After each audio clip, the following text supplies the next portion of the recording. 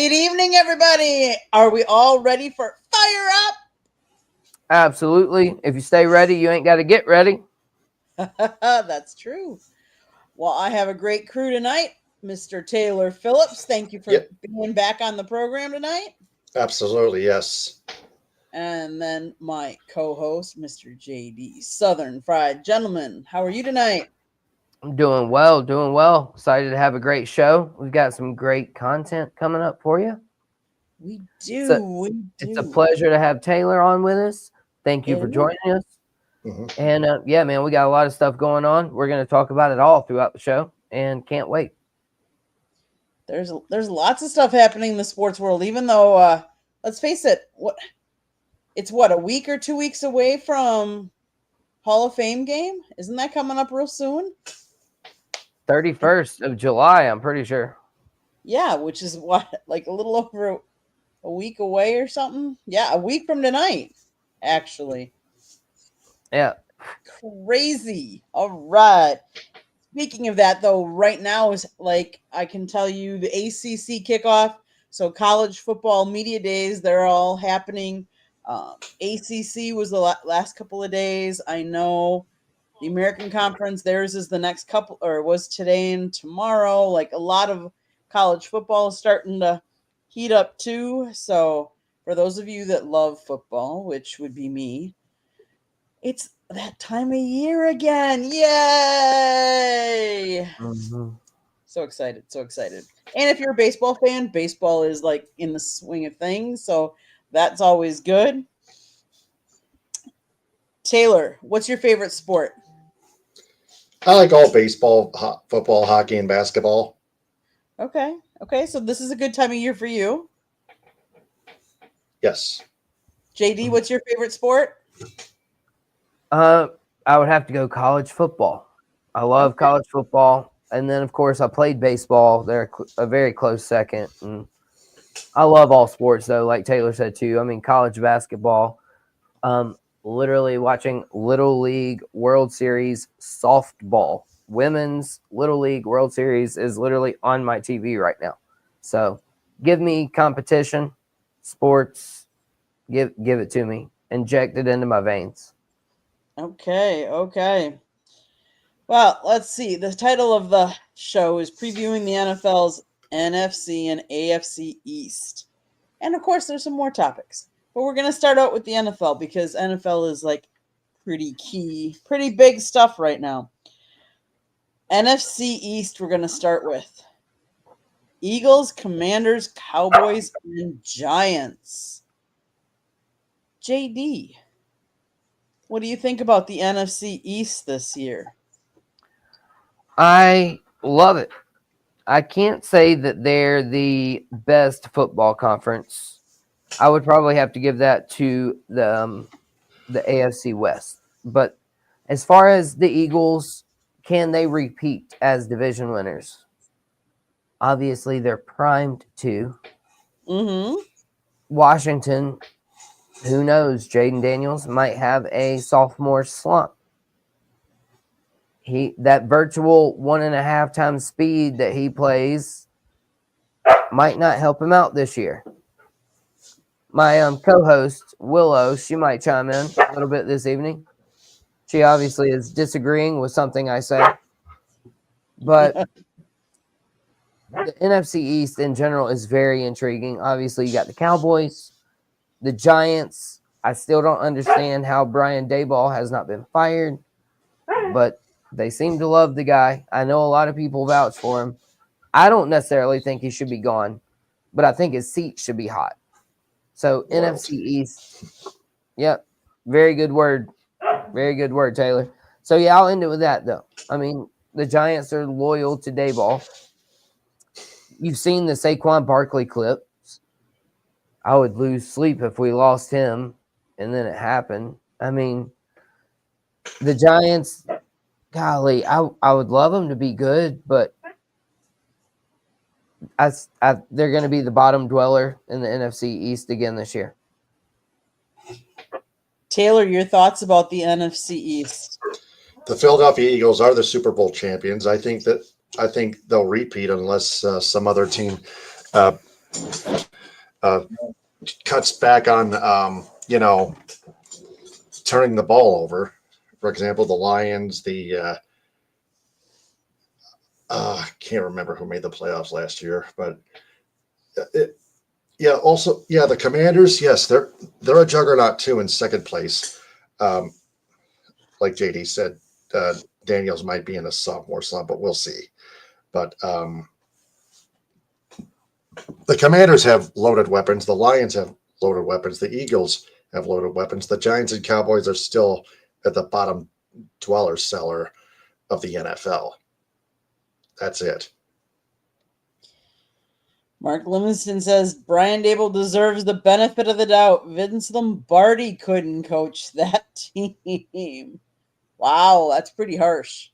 But I agree with you guys. Sure. Like the Eagles, Commanders, I can't see the Eagles not taking that. I mean, who have they really lost? Well, and to Mark's comment, he was the one I was specifically mentioning that has defended Brian Daboll to me. Mark is the one, and he's an Eagles fan.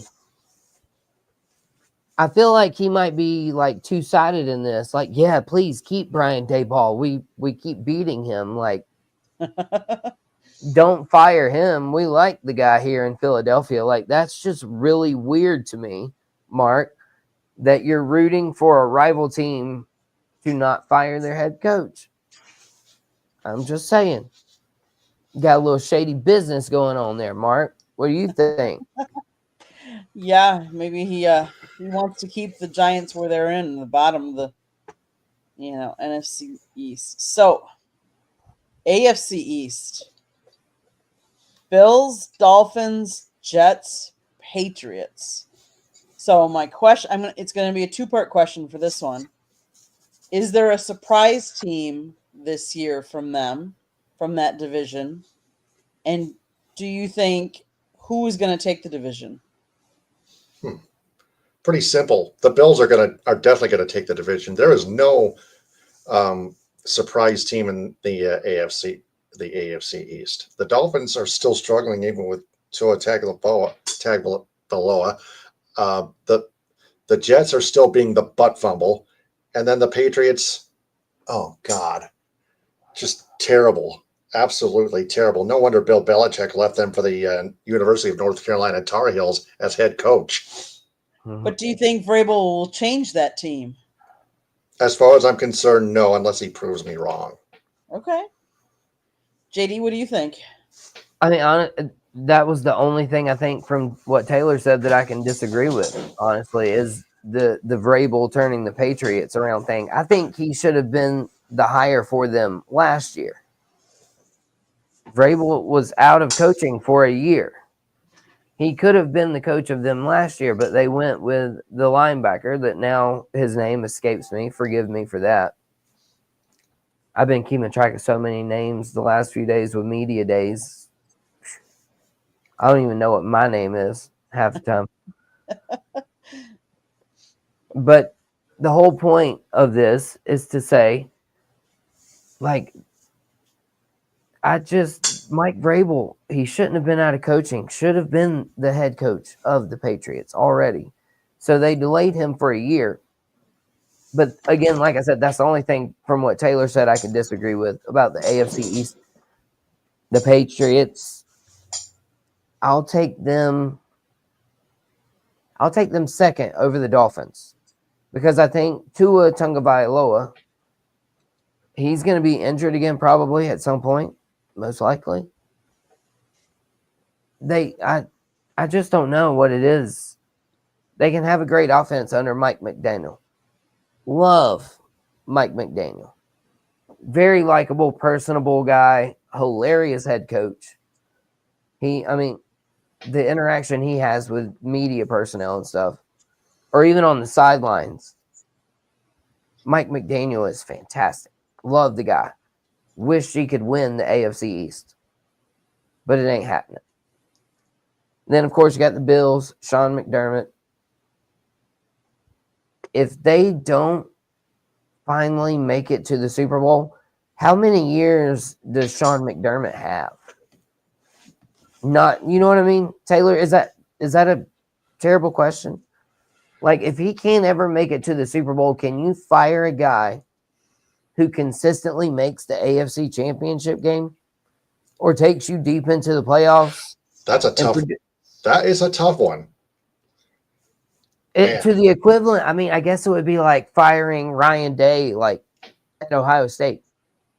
Literally, just last year, people were talking about if he doesn't make it to the college football playoff, win the championship, which he's going to be fired. Exactly, which they did. But you're telling me they really would have fired him if he didn't do that this year? Like, man, I don't know. Say he made it and lost. You can't fire somebody like that. But Sean McDermott, you got to hang in there, and you can't predict the future. Right. At some point, though, Sean McDermott does need to get it done. Yeah. Josh Allen needs to get it done. Yes. I can't imagine being an MVP voter last year between Lamar Jackson and Josh Allen. And they can't rely on their kicker either. No, right. He's too busy getting massages. Madcraft, I'm going to say that each week we're taking a different, the East, the West, the North, and the South. So we are covering the NFC and AFC East this week. We have not covered all the other AFC divisions. So stay tuned. Next week we'll do another one, and the following week we'll do another one. So we'll hit all of them. I do agree, though. I think the Patriots will be much improved. Now, I do not want to subscribe to that. Let's look at their schedule this year. What is their schedule like? The Patriots start, if we're taking regular season, they start they start at home versus the Raiders.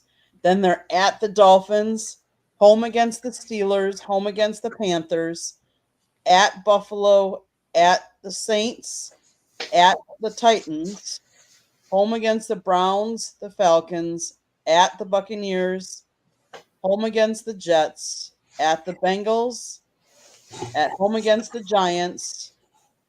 They have a week 14 bye. Then they play at home against Buffalo, at the Ravens, at the Jets, and home against the Dolphins. Hey, Candy, keep that handy. I don't think that's that type of a schedule. No, yeah. Keep that handy for just a moment. Okay. And I didn't mean to rhyme, but I did. Candy, keep that handy. Yeah, I like it. So Taylor, bro, are you down? Let's play. You and me will play the win-loss game with Candy right now about the New England Patriots. What do you say? You want to do it? Because that first part of their schedule, and I don't want to give away what I'm going to say, but I think what they could start at is just absolutely ridiculous if you look at that schedule. So, Taylor, you down for it?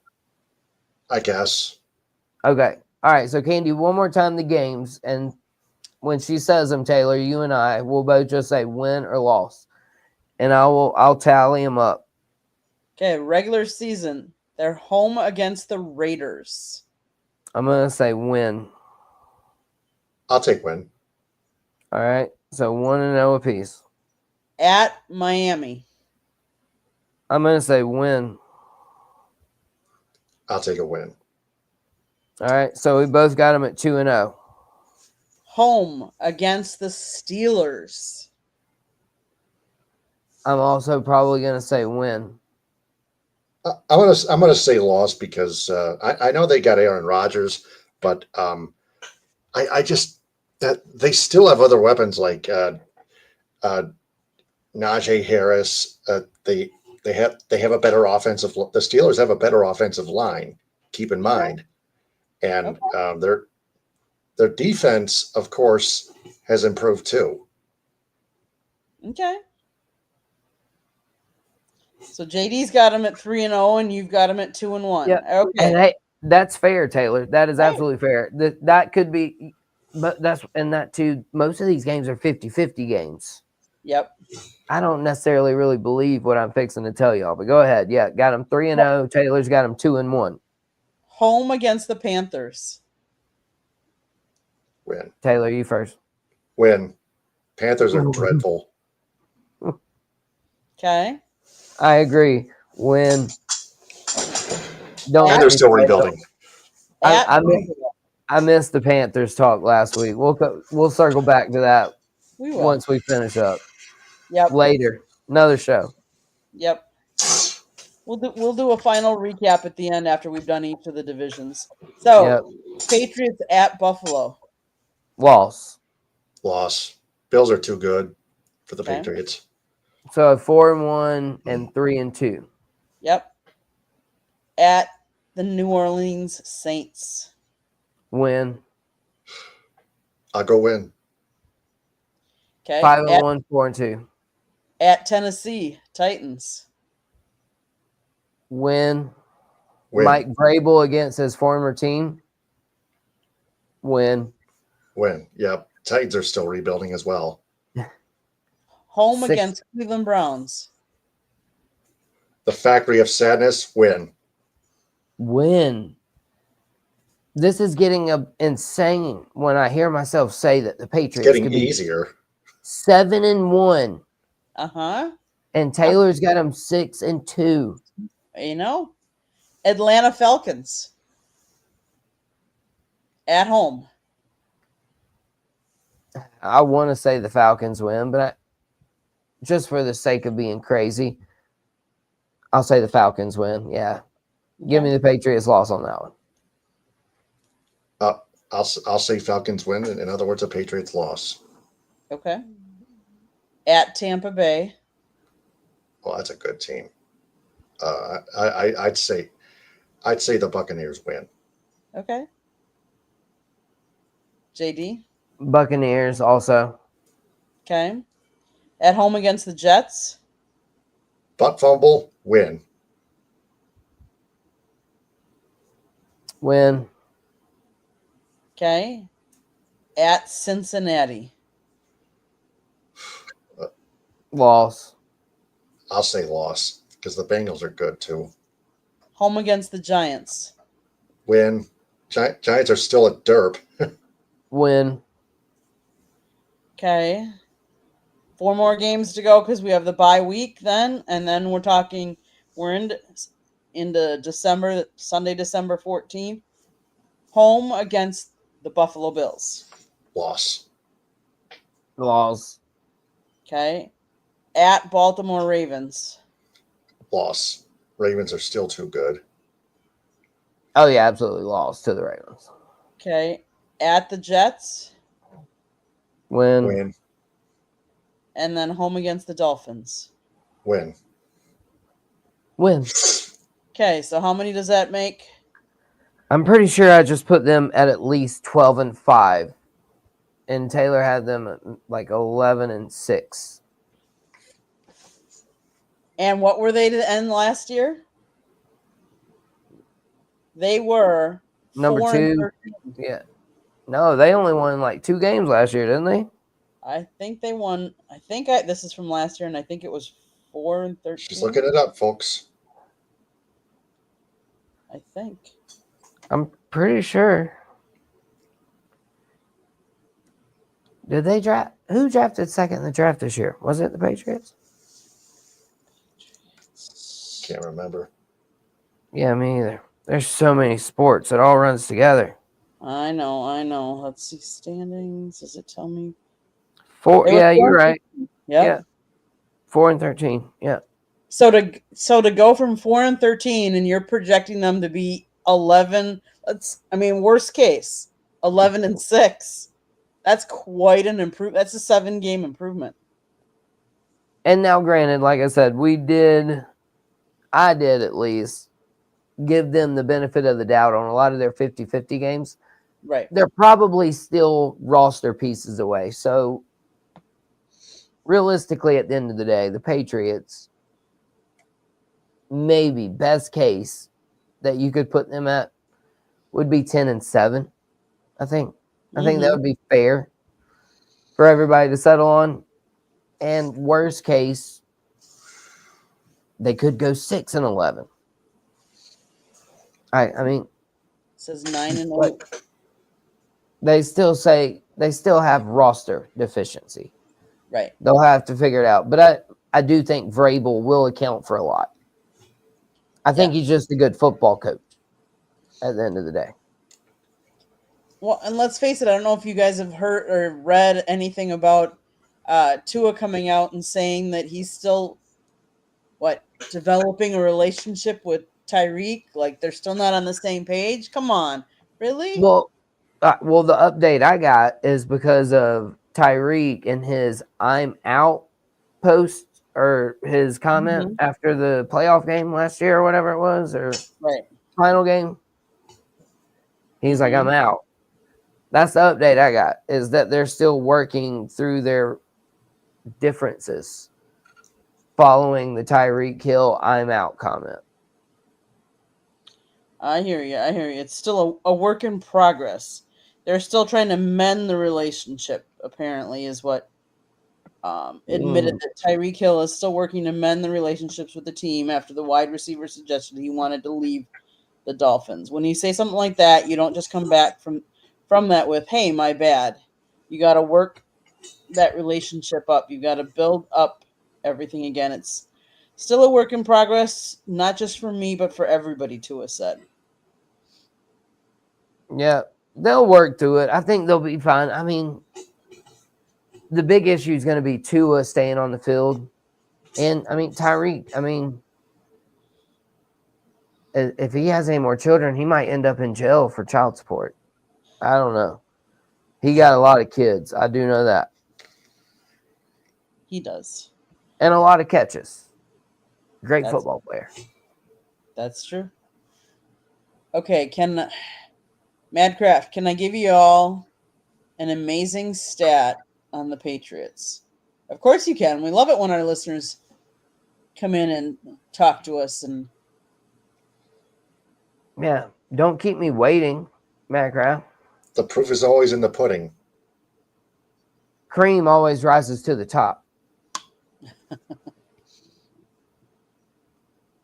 I like that one, Taylor. Proof is in the pudding. Meaning, truth is detected. Yeah. As in stats, research, analytics. Everybody's got sports facts coming up. All right, send them. Shoot, what y'all waiting for? Put them in. Don't just say you got them. Put them in there. Give them time. Give them time. They need time to type. Yeah. They better be good.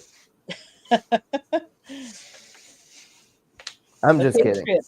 Have swept the Jets 18 times all time. Out of those, 15 done by Tom Brady. Literally, I've never heard Tom Brady referred to as Tom Brady. So congratulations, Madcraft. But yeah, that is a heck of a stat.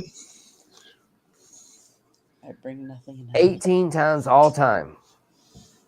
15 out of 18. So basically the whole time Tom Brady played for New England, he swept the freaking Jets. That's crazy. Patriots and Jets has always been a mismatch. The Patriots had Tom Brady. The Jets have always been a butt fumble. It's been their identity the whole time. Mark Sanchez looks like he should have been a firefighter. Yeah, like Fireman Ed, right? Mm-hmm. Something close to it. So somebody wants to take us to baseball here instead of football. If you convert bases to miles, Hank Aaron is 13 miles worth of total bases ahead of Albert Pujols, who is in second place. That is, hold on, we'll time out. That is a wild stat. I will give you that. That is, I will say that too. And so, since you you tried to switch it over to baseball, though, on us. Watch this. The Southern Fried Gentlemen will handle those games. So let's find out who the NFL rushing leader was. All time. Who is it? Is it still Emmitt Smith? Did somebody pass him yet? I don't know. That's a good I question. recall he surpassed Barry Sanders. Yeah, let's see. I'm going to find out. And then we're going to convert that to miles. And then we'll be able to convert it back to football. If the internet is going to cooperate with me, though. Yeah, still Emmitt Smith. Yep, 18,355 yards. Yep. Let's And convert that into how many? Second is Walter Payton with 16,726. So there's a bit of a gap there.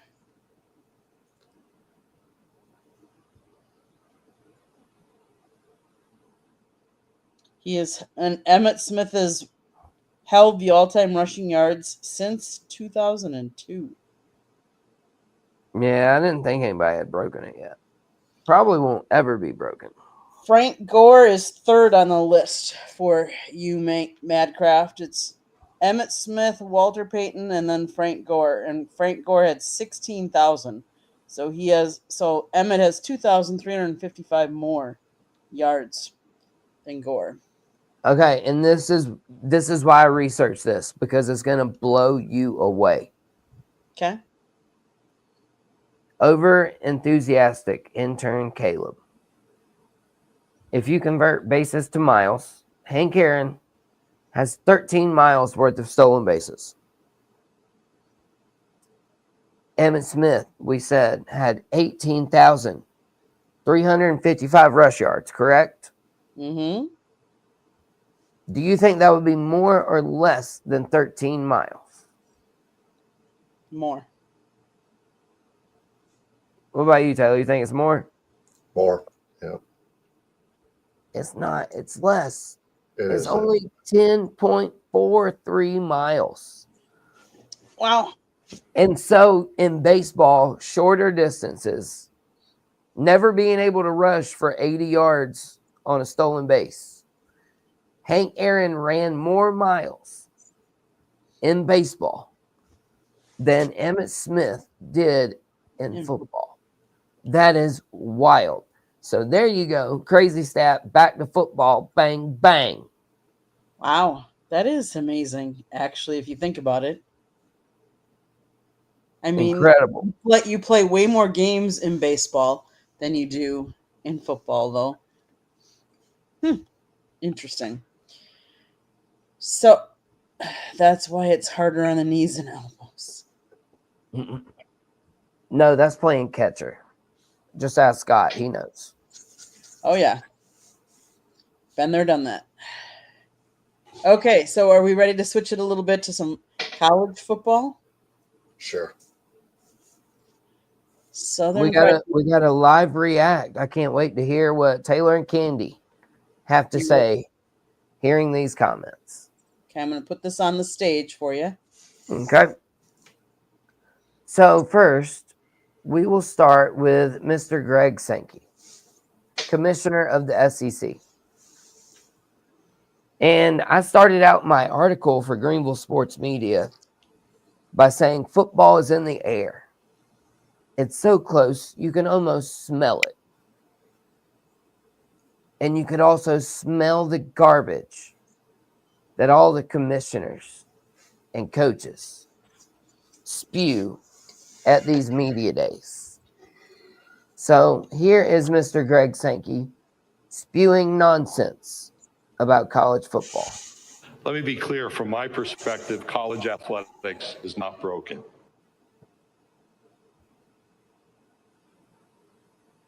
Oh, yeah. I read that. I've actually read it in notifications. College athletics is not broken. I don't know why it stopped. It is under stress. It is strained. And the answers we seek are tied into the complexities that have been referenced over time.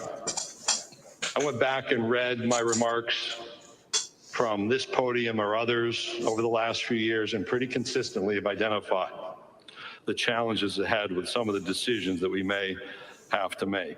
I don't think the answers come from courtrooms completely. They don't come from commentators or commentary. They don't come from those outside sudden experts with their newest idea. Those of us in higher education, embedded in college athletics, know the intricacies of what's in front of us. And we all have to continue to adapt and have adapted as we seek to provide life-impacting opportunities and lifelong memories for young people across our nation. All right. And so that was Greg Sankey and what he had to say about college athletics and how they are not broken. So, Taylor, the one thing I can agree with that he said is it depends on what broken is. Clearly, they're making money hand over fist. So, in that regard, no, college football is not broken. But we all know about the NIL and transfer portal and eligibility right now. And getting And paid so- too for athletes. Yeah, the NIL, name, image, likeness. Right.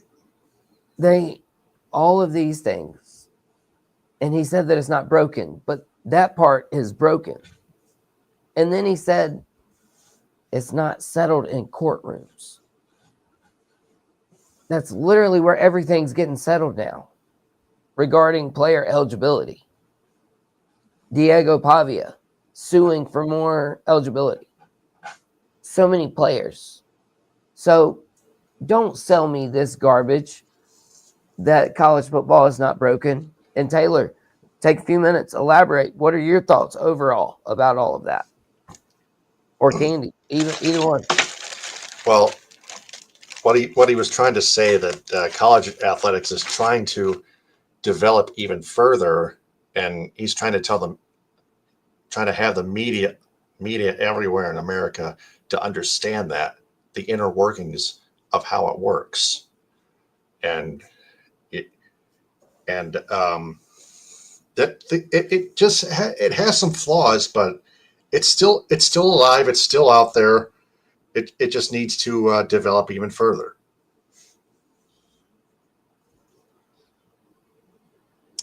Did either of you Their whole problem see- was they let the NIL and everything.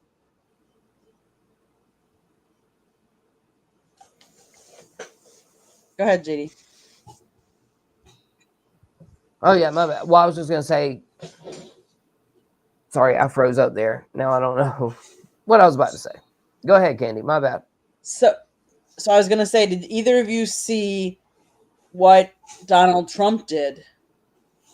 Inking an executive order to clarify college athletes' employment status, because I think he's saying these guys are not professional athletes yet.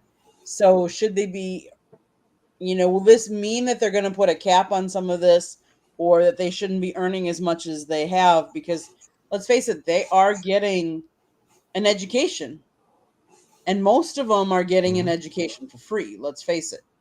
Some of them are taking advantage of that. Some of them aren't really. Like, how much are they really? Are they graduating or are they not graduating?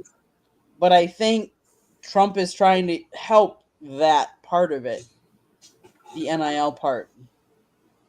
Right. Well, and Clemson, Dabo Swinney, he touted that today. He's graduated a ton, like 99% of his players. And a lot of them have also won championships. Every player he's ever recruited won some sort of championship. That is ridiculous. Mm-hmm.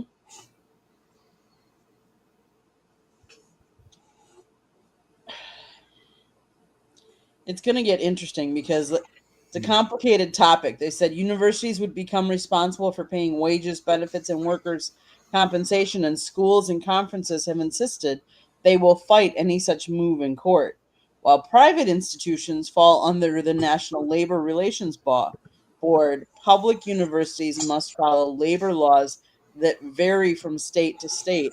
And it's worth noting that virtually every state in the South has right to work laws that present challenges for unions. So this is going to get, I think this is going to be a lot more complicated too. It's not going to be as easy and as they've had it so far. But is college sports broken? I wouldn't say it's broken. I would say it's evolving and it's ever changing. But so is a lot of things. So are a lot of different things. Right. You know, we're seeing a change in the types of jobs people are getting, you know, and some of those low, and I hate to say this, but low minimum wage jobs aren't out there anymore. Let's face it. You walk into a fast food restaurant, and most of the time, you're ordering at a kiosk. You're not ordering with a person, so you're eliminating some of those jobs, and every industry is changing. I mean, how many newspapers do you see out there anymore? You know, everything. So along with college sports, a lot of things are evolving and changing. Oh, absolutely. And if I could make adapting into a dirty C word, you just said it, I guess. Changing. Yeah. You gotta be able to think on your feet. You gotta be able to adapt. You gotta be forward thinking. And the NCAA has tremendously failed in that regard. If I've said it once, I've said it 1,000 times. The NCAA is asleep at the wheel, and then they got kidnapped and thrown in the trunk, because you can't tell me that the NCAA is even driving anymore at this point. Mm-hmm. Taylor, do you have any strong feelings about the NCAA? No, I don't have any emotions at all. It's just like I explained. It's just the inner workings of how it's supposed to work. That's all. I've got no feelings at all. Make sure to clip that. Taylor just said that. I've got no feelings. I'm just kidding, Taylor. Yep. You ready for your next clip, JD? Yes, ma'am. We are ready. Let's add it. Okay. All right. We have Curt Cignetti. He just canceled a series against Virginia. Sure, it wasn't just him. It might have been the administration. Okay. We picked up an extra home game, and we play 9 conference games. You know, the 2 best conferences in college football, any football guy that's objective will tell you, is the Big Ten and the SEC. All right? 12 of the 16 SEC teams play 3 G5 or an FCS game. 12 of those teams play 36 games, 29 G5 games, and 7 FCS games. And 1 less conference game. All right? So we figured we'd just adopt SEC scheduling philosophy. You know, some people don't like it. I'm more focused in on those 9 conference games. You know, not only do we want to play 9 conference games, okay, and have the 4-4 championship, the playoff format, okay, we want to have play-in games to decide who plays in those playoffs. You know, championship weekend, let's play 3 versus 6 and 4 versus 5. You want to decide that on the field, make sure everybody's strength of schedule is what it needs to be? Let's make everybody play 9 conference games, and on championship weekend, 3 will play 6, 4 will play 5. And there's still room for another at-large in that format. And why shouldn't the Big Ten have 4 AQs? Because Ohio State actually finished 4th in the conference at the end of the season. Indiana and Penn State were tied for 2nd. They won the tiebreaker. Ohio State won the national championship. Right. Okay? You want to put the best teams in the playoff? Yep, there you have it. A lot of things he said I agree with. A lot of things I don't. Because I can debunk his whole schedule theory about the SEC in 2.5 seconds. Alabama, they play at least 2 Power 4 conference teams every year from this year until 2034. Georgia, same thing. Every year from 2026 to 2034. The Gamecocks this year play Virginia Tech and Clemson. 2 ACC schools. We don't get cupcake wins over here. Plus, we play an 8-game conference schedule. So miss me with the 9-game conference schedule. I don't want to hear it. It's retarded. It's dumb. Sorry, that's a bad R word to say. But dang it. The 9-game stuff is ridiculous. I almost said it again. Golly, my bad. Should not say that word. But when you're talking about the SEC and scheduling, we're plenty deep enough. There's an ACC coach that said the same team has won the SEC. Six of the same teams have won the SEC since 1964. Clemson and Florida State are the only 2 schools to win the ACC in the last 10 years. What's your point? You know what I mean? Mm-hmm. It's daggum good football, and you can't argue that. The SEC, top to bottom, football, roster-wise, team-wise, is better than the Big Ten. Just ask the NFL. That's all I got to say. Just ask the NFL. I hear you, but he does have a point that he said the 2 top conferences are Big Ten and SEC. We're so close to it being like broken away. Like all of those conference schedules I just mentioned, they might not even exist in a couple of years. Right. Well, let's face it. I mean, he's right. Ohio State won the national championship, but they weren't even in the top 3 in their conference. That's kind of crazy. Anything can happen. Right? Yep. Still got to play the game. I was about to say that exact same thing.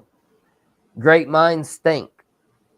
Not alike, just they think. And me and Taylor were about to say the same thing. Respect, Taylor. I was about to say, yeah, that's why you play the game. Mm-hmm.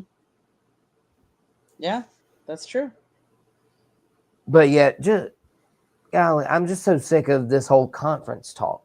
Everybody tries to lump everybody all in together because you're in the same conference. Like, it's got that old school, like high school posse feel to it. You know what I mean? Like, we're the cool kids and we're the not so cool kids, or we're the rich kids and the not so rich kids. Mm-hmm. Like the whole SEC Big Ten thing is juvenile. It's just juvenile. Just root for your team. But the 2 conferences those 2 conferences are heads and tails above a lot of the other conferences. I mean, let's face it. Look at what the Pac-12 is. What is the Pac-12 anymore? You know. Yeah. The Pac-12 has come back to life. But Candy, to exactly what you're saying, that the Big Ten SEC, they can't agree on how they want the college football playoff to go. Mm-hmm. They can't decide. The SEC wants just the 5 conference champions guaranteed. And then whoever the top 11 is after that gets in. Mm-hmm. Whoever it may be. The Big Ten, I like the Big Ten's idea better. I will say that. They want 4 automatic qualifiers for the Big Ten, SEC, ACC, and Big 12. Both get 2 apiece. You get the highest ranked group of 5 or group of 6, whatever you want to call it now. Mhm. You get the highest one out of that, and 3 wild cards. So, which way do you think they should go when they go to a 16-team playoff?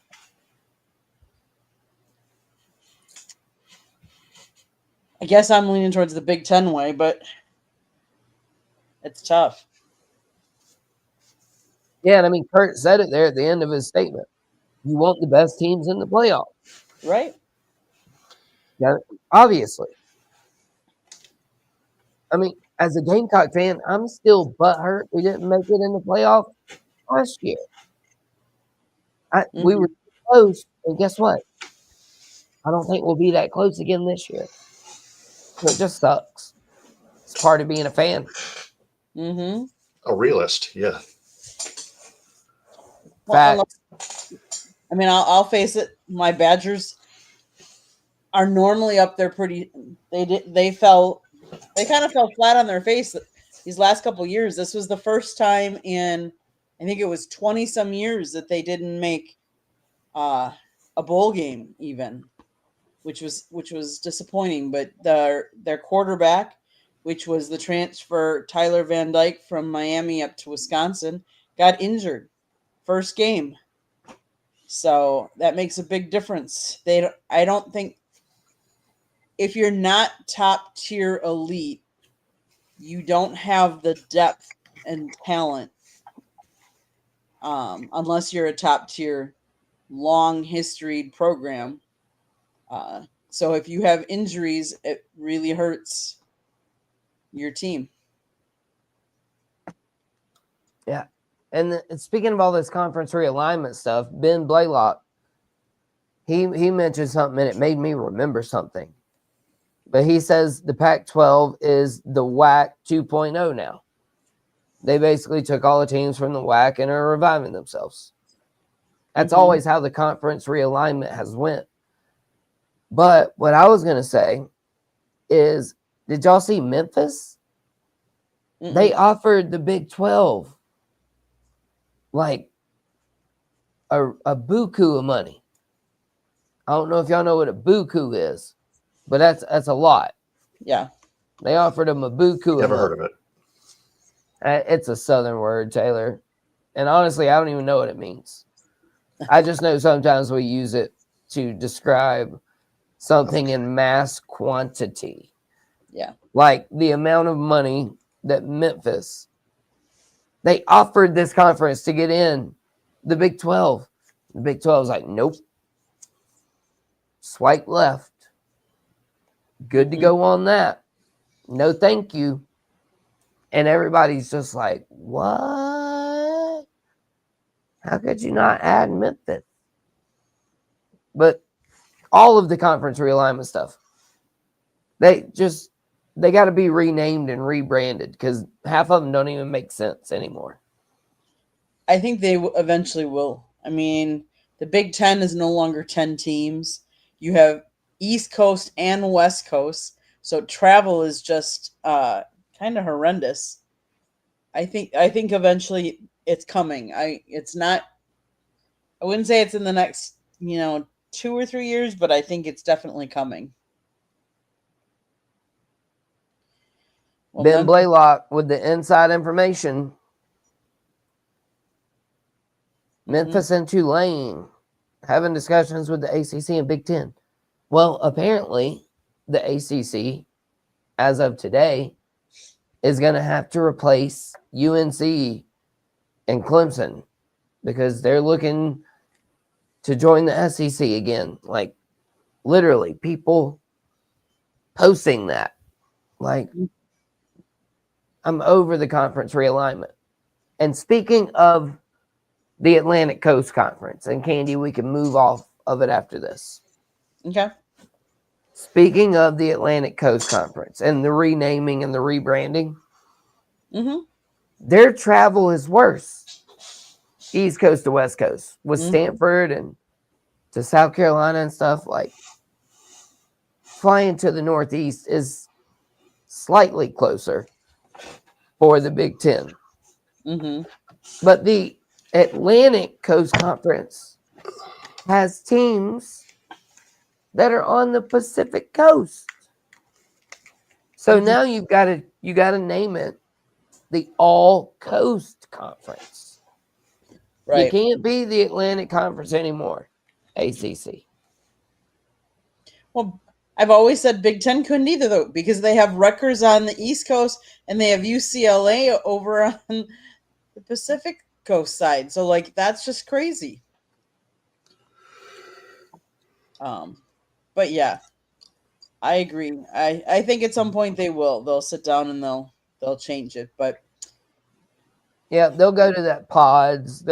Something major, like groundbreaking, mm-hmm. will happen with the NCAA. And to P. Digits, his point, Big Ten divisions are legends and leaders. Mm-hmm. And I said, I'm good with them just being East and West. That's what's going to happen in the new format. It will be geographical again. And it'll be NFL 2.0 has been used 2.0 earlier. So, Candy, what else we got? One of the topics I wanted to just bring up, and it's just a quick thought. Do you have a bucket list? And if something's on the bucket list, do you have a stadium that either you wish you had already gone to because maybe it's no longer even with us anymore, or do you have a stadium that you would like to go to that is on your bucket list? I can tell you one of them that would be on mine, and I know it's on my husband's. We would like to go to Fenway Park. We've never been to Fenway Park. Now, it could be a baseball stadium. It could be a football stadium. Obviously, I'd like to get sometime down to Dallas and Cowboy World. I mean, that stadium is supposed to be, phenomenal. JD, is there a stadium that would be on your bucket list? I am known to try to live vicariously through my children, and Trip is a huge Ronaldo fan, and Paxton is a huge Messi fan. So they literally disagree just because on who's the GOAT of soccer. So yeah, give me any of the stadiums that y'all saw on your recent vacation. Okay. I don't even remember where y'all went, but soccer stadiums. And then to be more specific, I haven't been to Truist Park. I would love to see the San Francisco Giants Stadium, Dodger Stadium. Give me baseball and beer or football and beer, and I'll take any stadium any day. Okay. It could be high school or college, or it could be Little League flag football. There you go. Just give me competition. Yep.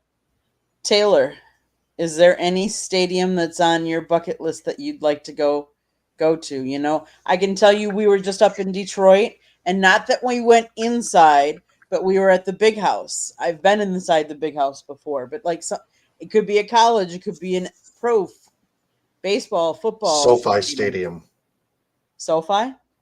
Okay. Because I do want to go outside the box because SoFi Stadium has all these incredible screens, incredible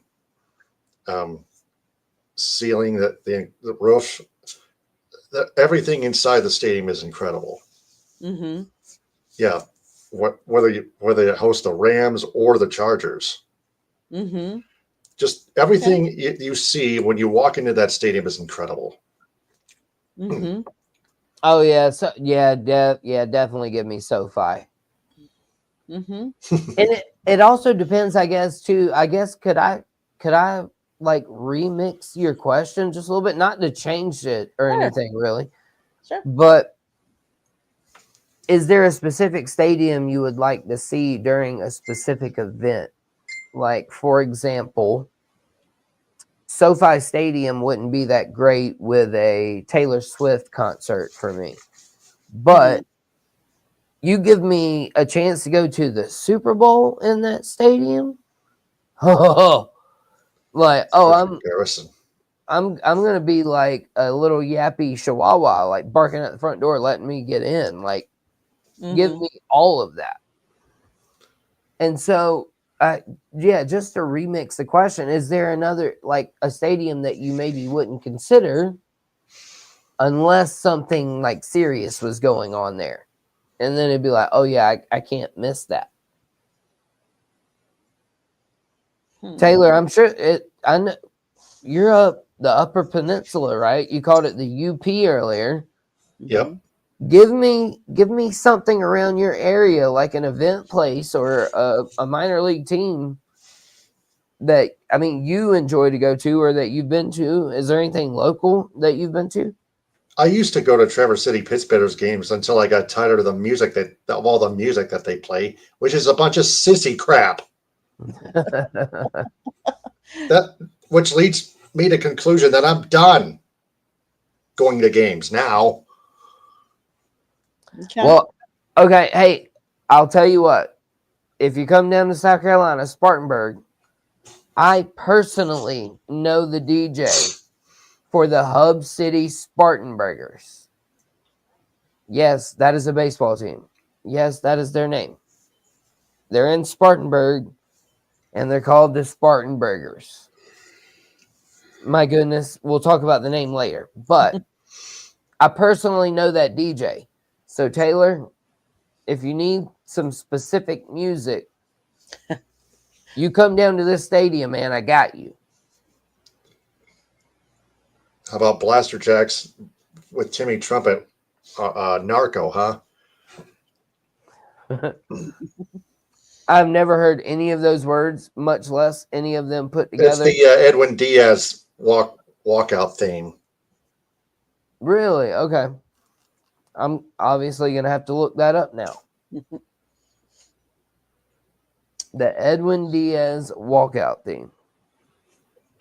Yeah, Timmy Trumpet, Blaster. Yeah, you never heard of Timmy Trumpet? Come on. No, I really haven't. Oh my God, really? I lived a sheltered life. Okay. I think part of my thought behind the question kind of is some people have bucket lists, and some people, like, I've heard some people want to go to every MLB stadium, and they want to do that. I can say that I have been, a couple years ago, I went to every spring training site in Arizona. So I've been to all those ballparks. I've been to a number of them here in Florida, but not all of them. And then you hear like the iconic venues. Like I've been to Wrigley Field. I've been to Lambeau Stadium. And some of the big iconic ones. But I've never been. I see P Digits said Red Sox Field. That's I've been to JetBlue, so I've been to their spring training site, which is a smaller replica of Red Sox Field. But Candy, save some money and go to the Greenville Drive. Every inch and foot matches the Red Sox. They even have a wall. So, like I said, their JetBlue down here, their spring training stadium we've been to, it is a smaller replica. But it's still not the actual Red Sox field. We were in New York. We were outside of the new Yankees stadium. The old Yankee stadium is no longer there. It's a soccer field. We were there, but so that was kind of my thought behind some of these stadiums. And we were up in Michigan and we were in Detroit. We were actually in Ann Arbor this 2 weekends ago. And so we were outside of the big house. And then we saw how close their basketball stadium was right next door to the big house. And I did not realize that. But I've been inside the big house too. At one point, my dad and I and my brother were going to go to all the Big Ten stadiums. So we had been to Minnesota, we had been to Illinois, we had been to Ohio State, the Big House, we've been to Wisconsin. So I was just curious if there was anything like those that you guys had done or wanted to do, and that's kind of what sparked that question. Oh yeah, no, it was a lovely question. Like I said, yes, there's so many stadiums. Hmm? Like I said, I literally just want to go to all of them. But Candy, so like we mentioned earlier, and I'm going to do this real quick, and we'll move on again. But Taylor said I never heard of Timmy Trumpets, and like I said, I was asking you if you ever have. Right. But yeah, so And you StreamYard's said no. giving me. Yeah, I know. That's what I'm saying. So StreamYard's giving me this crazy ability, though, Candy. If you could show that on stage. And so, Taylor, please tell me, is this the song? Yes.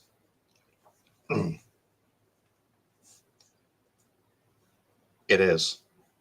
Nice. Here, let's let it play for a minute. We'll let everybody hear it. We'll hear the greatness with you. Let it rip.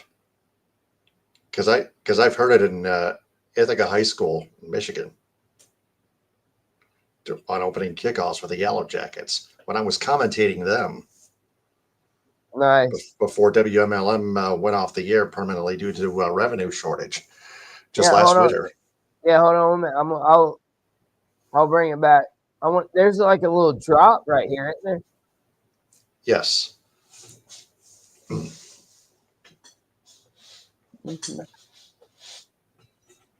Man, what a song. What a song. What a song. I'm so glad, like I said, StreamYard's giving me these abilities, and Taylor led me on to something, and I love trumpets. So we went down a rabbit hole. Yeah. Back to you, Candy. Well, I think it's time for my town. So, Mr. Taylor, what's happening in your town? Well, the Tigers have lost 10 of 11. They got four bums in the lineup that can't hit: Parker Meadows, Matt Vierling, Jake Rogers, and Trey Sweeney. And this team cannot play defense. Even Wenzel Perez is struggling. So, yeah, the Tigers still have the AL Central lead, but that may collapse too in the future unless the Tigers actually do a hell of a lot at the trade deadline. I hope they bring in both Alex Bregman and Eugenio Suarez back, both into the roster, and DFA Sweeney, Vierling, Meadows, and Rogers. They need a catcher, a better catcher to platoon with Dingle, a catcher that can hit better, way better than Jake Rogers. Plus, they need better starting pitching than Jack Flaherty, Reese Olson, and Casey Mize, because they're not going to cut it. Jackson Jobe is out, so the Tigers need full replacements. Tarek Skubal cannot do it by himself, and they need better bullpen help. Tommy Canley throws way too many freaking softballs. Carlos Hernandez got DFA'd, thank God. I mean, their bullpen, Brendan Hannafy, he sucks. On an ERA of almost 4. I can't take it anymore of this team. Chris Illich is still a cheapskate, but he'll have to prove it once more unless the Tigers GM and president, Scott Harris and Jeff Greenberg, the GM, prove me wrong, but by spending a lot. But Chris Illich, he said he can't afford it because he keeps spending way too much on priority seats, Little Caesars Pizza, other revenue crap, on stadium renovations. Nobody cares. Just bring me a championship. And then the Lions, they had a couple scrums, one between Brian Branch and Amon-Ra St. Brown during training camp. That fighting needs to stop. The Lions are better than this. They need to start getting together. However, Jared Goff says it's been going very smoothly with John Morton as their new offensive coordinator. They're changing, and which leads me to a sense that Morton may be a better offensive coordinator mentally than Ben Johnson. I don't care about Ben Johnson's fancy trick plays because some of them have not worked, especially when they fell flat to the Commanders at home in the divisional playoff when the Lions finished their last regular season at 15-2. And then for the Red Wings, though, wow, I did watch a video from Kyle Busch of the Healthy Scratch Red Wings report. Shout out to him already. By the way, that the Red Wings did not have a terrible have not had a terrible offseason. They got John Gibson. He is a better goaltender. The Red Wings got rid of Alex Lyon. They got rid of Peter Mrazek. They traded him to the Ducks for John Gibson. My goodness, the Pistons had a decent summer league. But back to the Red Wings, they got Mason Appleton. Not a goal scorer, but he can defend, especially on the penalty kill.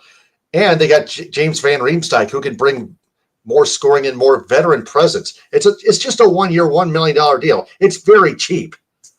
So, and Michigan football will still have a competition at quarterback for the number one between Bryce Underwood and Davis Warren, I think. But I think Bryce Underwood will win that quarterback battle for the number one quarter spot hands down. For the Spartans, who knows? Jonathan Smith is entering his second year as head coach of the Green and White. I may not know any of those new guys anymore, but I'm going to have to do some research on them. So that's all I have for my town. Holy smokes, Bullwinkle. Mm-hmm. Yeah, hey, man, you opened up the curtains, the back door, the windows. You let everybody all up Pandora's box. You let everybody all up in your town right there, man. That was good stuff. You let everybody all up. Detect truth. Pandora's box. Yeah, there's a lot of it. I think Chris Ilitch and his wife Kelly are on the verge of filing for divorce. By the way, they actually have in the past few months ago. Spoiler alert. Mm-hmm. Right. Spoiler alert for anybody who didn't know about that divorce. And so yeah, I'll take over there, Taylor, with my town, and I'm also going to combine my parting shot, and I'm going to throw it to Candy and Taylor, and then I'm going to be done. I think we're going to be done for the evening. Okay. And so for my town, we talked about media days and a lot of what people said that was crazy and all of this stuff. But what happened in my town was the Southern Conference media days. Just Tuesday of this week. We had my guy Mark and Greenville Sports Media there. Shout out to South Florida Tribune because you get all this coverage that I do through them as well. So thank you to all of you who allow me to do this, and make sure y'all hit like, follow, share, subscribe on Taylor, myself, Candy, South Florida Tribune. Go to Greenville Sports Media.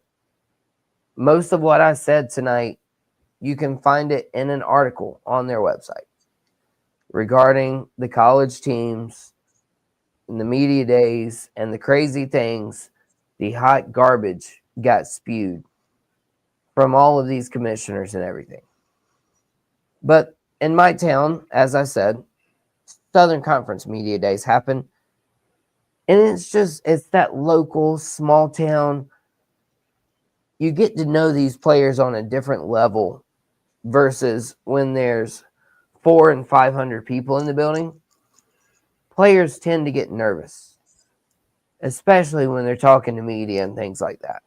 And so the larger surrounding you put them in, the more uncomfortable they're going to be. And so the beauty of the Southern Conference media days is that you get them, there might be 20 or 30 people there from a conference of 12 teams, media-wise. You're not talking about a lot of people that are traveling and have the ability to go cover that stuff like we do at Greenville Sports Media. And so I am the Southern Fried Gentleman of Southern Fried Sports. And in my town, I have greatly loved the media days these past few weeks. And so, Candy, last thing I will say, Taylor, last thing I'll say, I don't know if you watch much golf, Taylor. I Nope, know Candy not pays at a little all. bit of attention, but I'll say this. Imagine a team winning so much or winning by so much that they just don't make it fun to watch anymore. We see it happen on the football field. Scotty Scheffler has made it happen on the golf course. If it weren't for him leading by so many strokes at the Open this past weekend, there would have been a 4-way playoff most likely. In golf, a 4-way playoff would be incredible for the TV ratings and for the sport.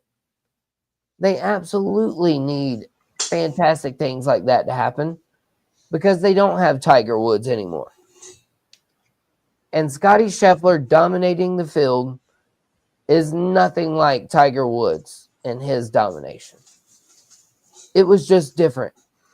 People will get sick of Scotty Scheffler because he is ruining golf. Okay. I don't know if I can follow that, but I'm going to try because it's time for me to talk about my town. And what I want to say is I think one of the best traditions in football is happening right now. And what it is the Green Bay Packers at training camp.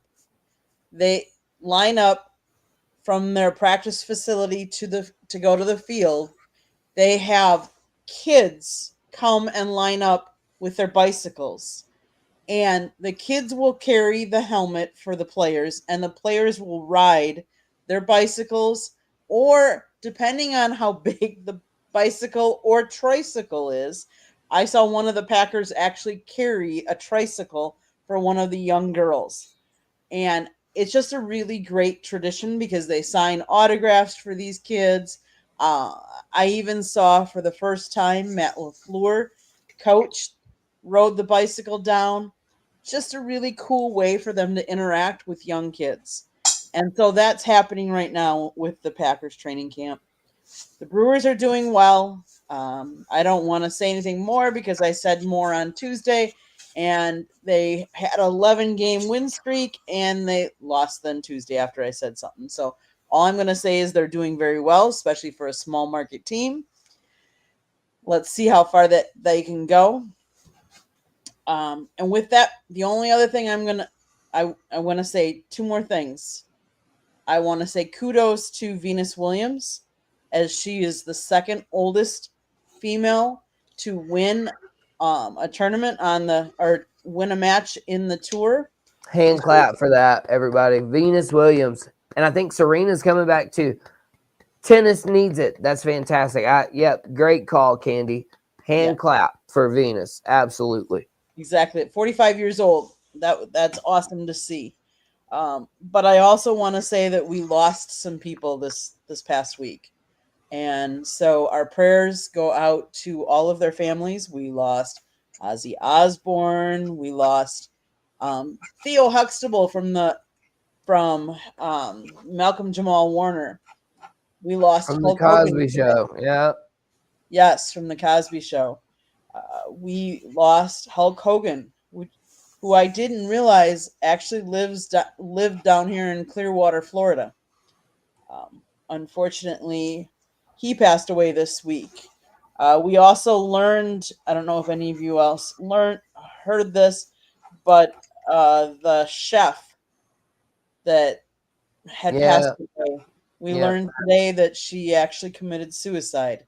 So what I'm going to say is, for any of you that need help, please seek help. There are people out there that want to help you. Please seek help.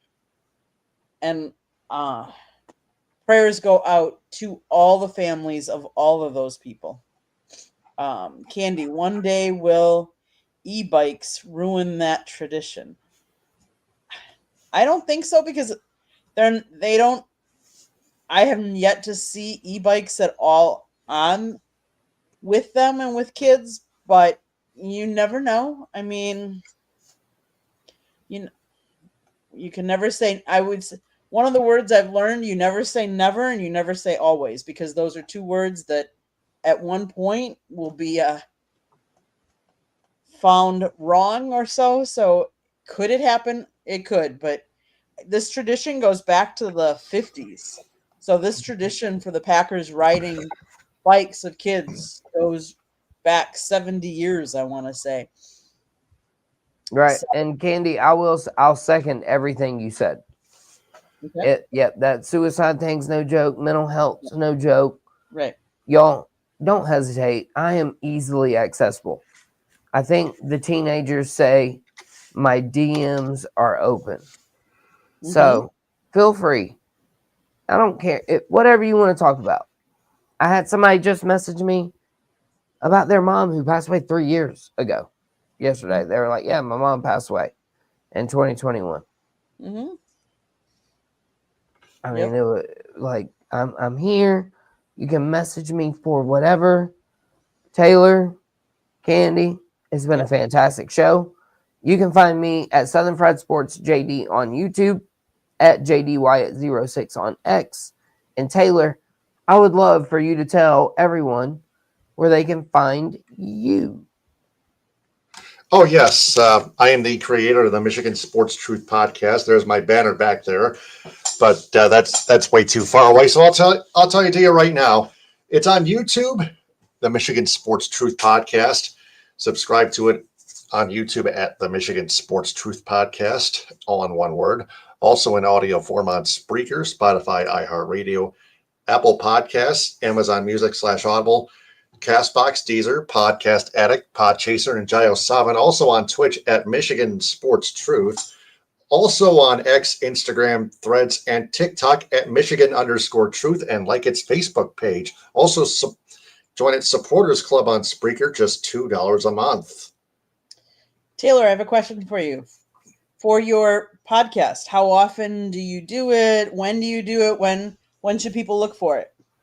Well, when we have topics regarding our teams, and it's something I really have to discuss, then it's something that must be addressed. So, yeah, and if I find something interesting that I like, that most people like, hey, whether it's positive or negative or in between, it's the truth. It's out there. And that's what we target here in the state of Michigan. You don't do it on like the same night every night or every week or anything like that. It's when topics come up, correct? Yes, exactly. So what I would tell people is definitely subscribe to his YouTube channel and turn on the notification, because if they turn on the notification, they know exactly when you're going live. Exactly. So they can Yes. check you out. Perfect. JD, Also, click or tap on live to find its latest full episodes on YouTube. Also, check out its shorts videos. Yep.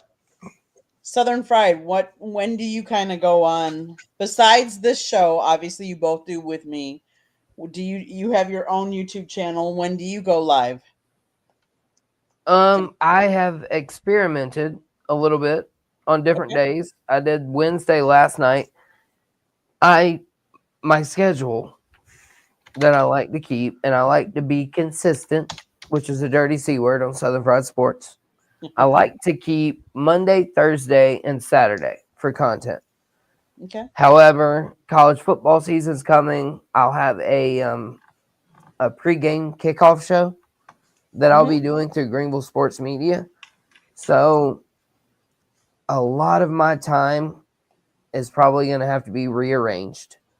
So either way, like Candy said, just hit subscribe, turn the notification on, and just be ready for tons of football and world and life and just whatever kind of content you can imagine. Awesome. You'll never know what I'm going to say. That's true. Okay, it's time for me to do my plug. And my plug is for my husband. My husband wrote a book. I can't believe that. I can't believe I'm saying my husband wrote a book, but he did. Lessons from the Microphone, Tuning into the Enduring Wisdom of Visionary Leaders. It talks about his 40 plus years in the media business and how it has changed. So if you're looking to get into this business, this is a great book to go out and get. It's available on Amazon, Barnes & Noble, Kindle, Google, and Apple Books. I can also tell you that South Florida Tribune is going to be running a contest, and they're going to be doing some giveaways.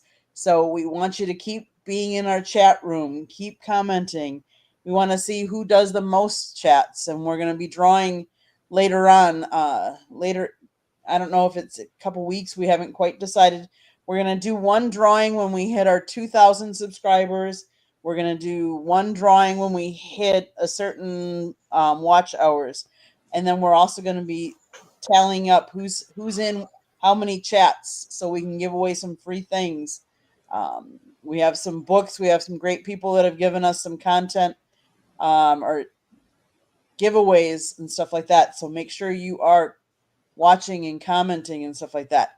But you can buy this book on Amazon, Barnes & Noble, Kindle, Google, and Apple Books. There's also a link on our website.